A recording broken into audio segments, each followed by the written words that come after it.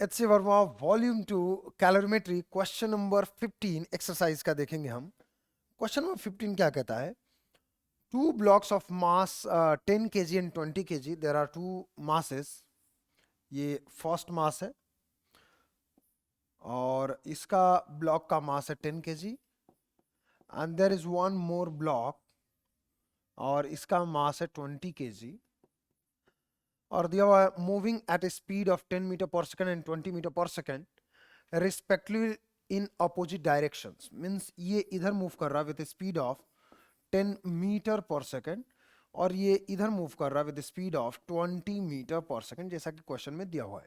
In opposite direction approaches each other and collides, दोनों टकरा गए। If collision is completely inelastic, I think आप लोग को याद होगा कोएफिशिएंट ऑफ रेस्टिट्यूशन इज 0, या फिर ऐसे बोल सकते हैं कि कंप्लीटली इनइलास्टिक कोलिजन में दोनों ब्लॉक चिपक जाएंगे एक दूसरे से। Find the thermal energy develop in the process.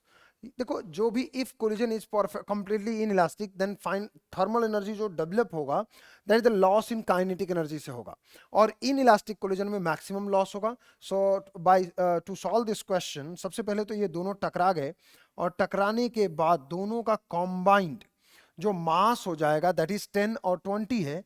इसका हमने मास लिया 30 kg, 10 kg प्लस 20 kg दोनों चिपक गए टकराने के बाद, और मान लेते कि combined system is moving along this way with velocity v। Now now यदि हम इसके सॉल्यूशंस पे जाएं तो यहां पे जब कोलिजन हुआ तो momentum should be conserve. Momentum initial is equals to momentum final. Momentum conservation तब होता है जब नेट एक्सटर्नल फोर्स कोई ना लगे उस डायरेक्शन में। तो इस कोलिजन के डायरेक्शन में यही दोनों आपस में एक दूसरे पे फोर्स लगा रहे, that is equal in and opposite in direction. तो नेट एक्सटर्नल फोर्स नहीं लगा है ड्यूरिंग द कोलिजन। तो momentum initial, momentum is a vector quantity, तो आपको पॉजिटिव और नेगेटिव का ध्यान रखना होगा। तो इसका मोमेंटम आपने लिखा mass into velocity is equals to, पहले वाले के लिए लिखेंगे इसके लिए mass into velocity m1 v1 plus mass into velocity m2 v2 is equals to, finally दोनों ब्लॉक एक ही में चिपक गए तो एक ही मास हो गया, m इंटू v मान लेते हैं। तो m1 is 10 kg and velocity is positive, it's 10। इसका वेलोसिटी नेगेटिव है तो माइनस हम लेंगे 20 इंटू 20, इसका मोमेंटम अपोजिट डायरेक्शन में is equal to combined mass is 30 kg, तो मास इंटू वेलोसिटी। यहां से आपने सॉल्व किया तो this is 100 minus 400, 300 is equal to 30v। तो जो हमारा वेलोसिटी आ जाएगा वो आ जाएगा 10 मीटर पर सेकंड। तो फाइनल वेलोसिटी तो ये होगा, जो भी हीट डेवलप हुआ होगा that must be the loss in kinetic energy. तो हीट डेवलप, तो काइनेटिक एनर्जी आपने इनिशियल लिखना है।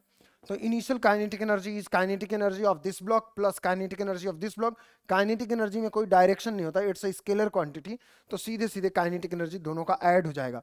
आपको इसमें लिखना half m1 v1 square plus half m2 v2 square. आपने लिखा half mass m1 is 10 kg, तो 10 into 10 square plus half m2 is 20 into 20 का स्क्वायर। इसको आपको सॉल्व करना है तो ये हो जाएगा 500 plus this value is 500 plus 10 400 4000, so this is 4500 joule. This must is the initial kinetic energy. यदि मैं काइनेटिक एनर्जी फाइनल लिखना चाहूं तो फाइनल काइनेटिक एनर्जी हम कंबाइन का लिख देते हैं। So this is half m, mass is 30 into v, velocity is 10, 10 का स्क्वायर। इसको सॉल्व करेंगे तो ये हो जाएगा 1500 joule, 1500 joule. This the final kinetic energy.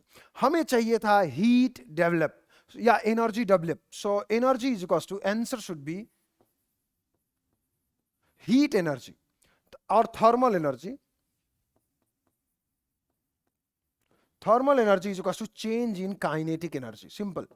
So kinetic energy में बदलाव जो हुआ, हमारे पास पहले काइनेटिक एनर्जी था इनिशियली दैट वाज 4500 और फाइनली हो गया 1500। तो आपने लिखना है 4500 माइनस 1500 और जो हमारा फाइनल आंसर आ जाएगा वो आ जाएगा 3000 joule. 3000 joule. If you want to convert it into calorie तो आप इसी को लिख सकते हो 3000 by 4.186 this much calorie. So this is the answer. Thank you so much.